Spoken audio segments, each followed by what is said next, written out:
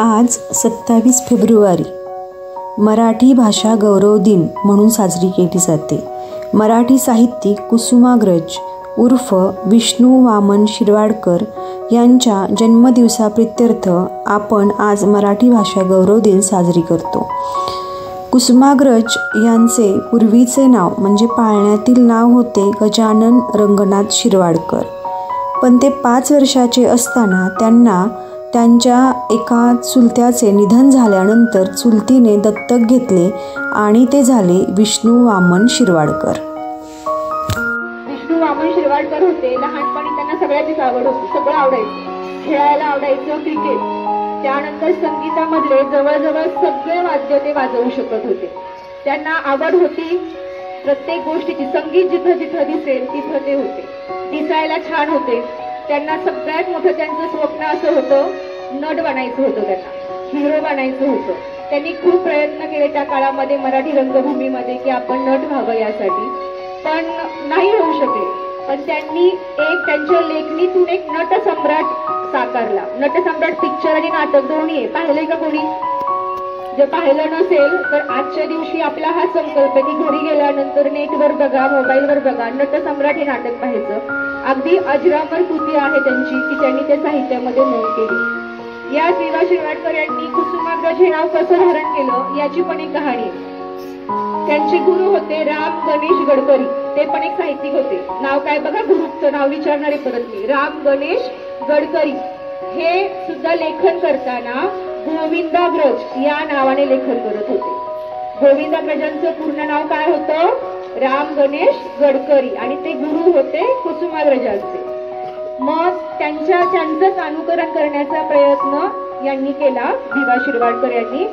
आणि गोविंदाग्रज या शब्दाची फोड काय होते समासामध्ये शिकलोय आपण. अग्रज म्हणजे आधी जन्मलेला, बरोबर. गोविंदाग्रज म्हणजे गोविंदाच्या आधी जन्मलेला गोविंदाग्रज. मग हे जे राम गणेश गडकरी होते त्यांच्या छोट्या भावाचं नाव होतं गोविंद, म्हणून त्यांनी हे नाव धारण केलं गोविंदाग्रज. मग आता वि.वा. शिरवाडकर यांना सुद्धा असं वाटलं की आता आपणही असं केलं पाहिजे. मग त्यांना एक बहीण होती कुसुम आणि भाऊ होता केशव. आता दोन होते, दोघांचे ते अग्रज होते. मग त्यांनी काय केलं, 2 नावाने लिहायला सुरुवात केली. 2 नावाने कविता लिहायची, केशवाग्रज आणि कुसुमाग्रज. आई पाहिलं लिहायचे. एकदा केशवाग्रज नावाने कविता लिहायचे, एकदा कुसुमाग्रज नावाने लिहायचे. पण सुरुवातीला त्यांच्या कविता प्रसिद्ध होत नव्हत्या. बऱ्याचशा कविताचा आभार परत केल्या जायच्या. त्यांची पहिली कविता कुसुमाग्रज या नावाने प्रसिद्ध झाली. तिचं नाव होतं चला खेळायला जाऊया. छोटीशी कविता होती. ती प्रसिद्ध झाल्यानंतर शिक्कामोर्तब झालं की आता कुसुमाग्रज या नावानेच आपण लिखाण करायचं. मग त्यांनी लिहायला सुरुवात केली.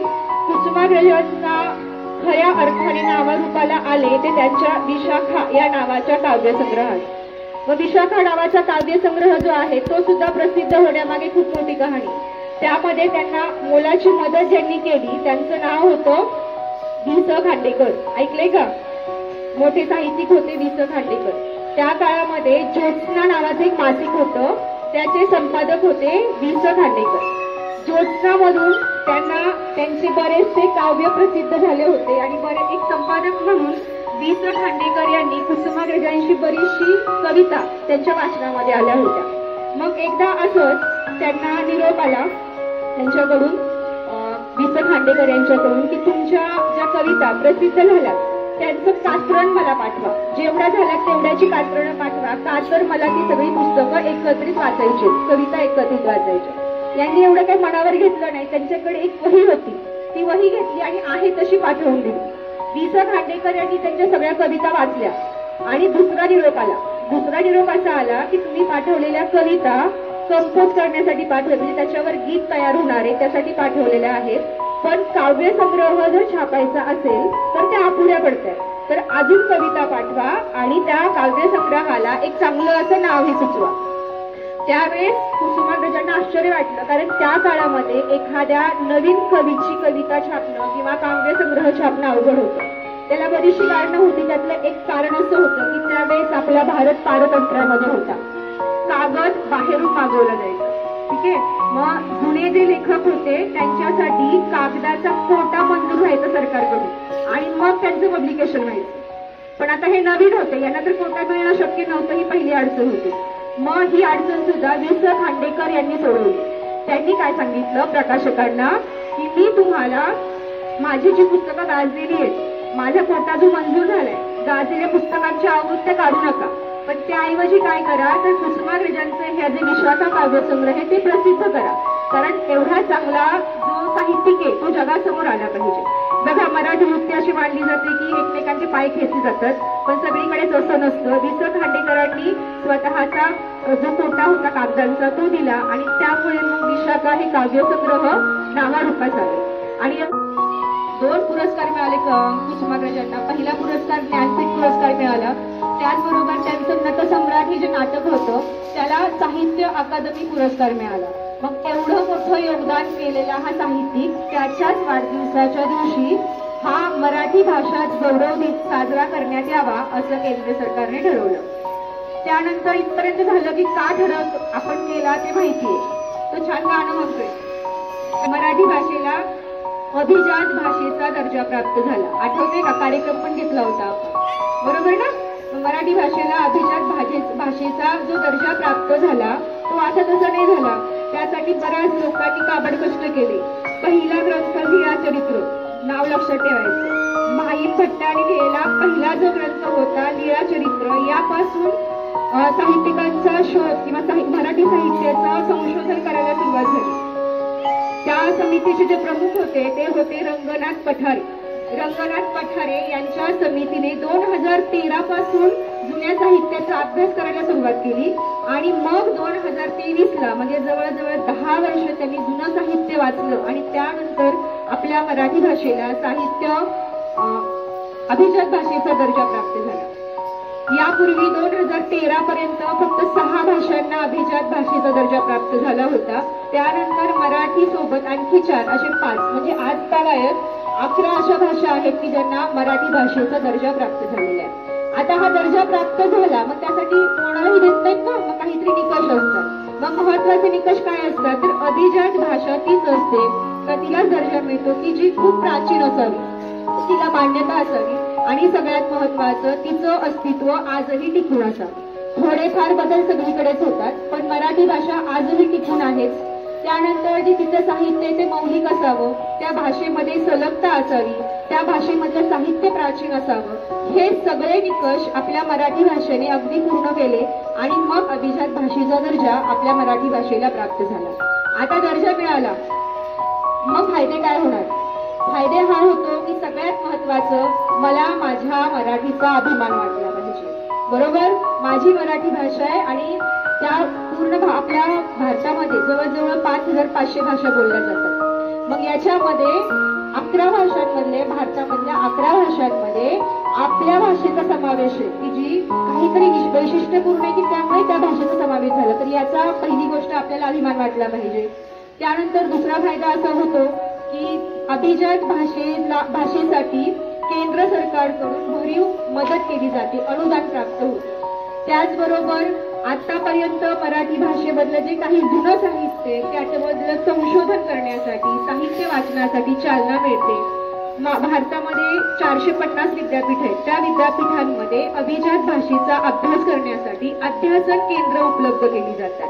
म्हणजे एक प्रकारचं त्या भाषेचं जुन्या काळापासूनचा इतिहास आणि संशोधन करण्यासाठी चालना आपल्याला या दर्जा प्राप्त झाल्यामुळे मिळणार आहे. आता इथपर्यंत लक्षात आलं की अभिजात भाषेचा दर्जा निकष काय आहेत आपल्याला मिळाले, मग आपल्याला फायदा काय होतो.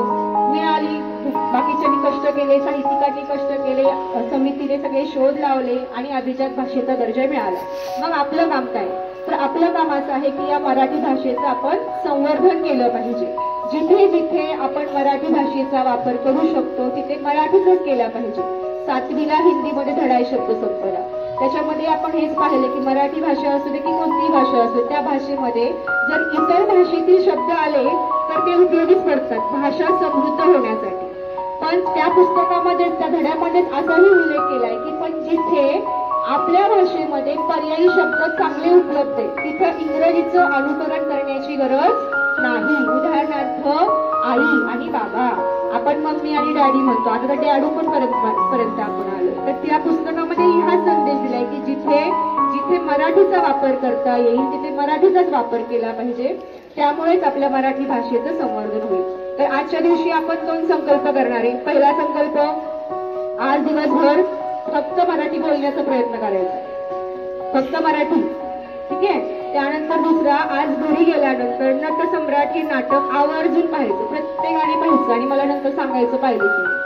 ठीक आहे. हे 2 संकल्प आपण आज करूयात आणि इथे थांबूयात. फक्त 2-3 प्रश्न विचारणार आहे. सांगा, कुसुमाग्रजांच्या गुरूंचं नाव?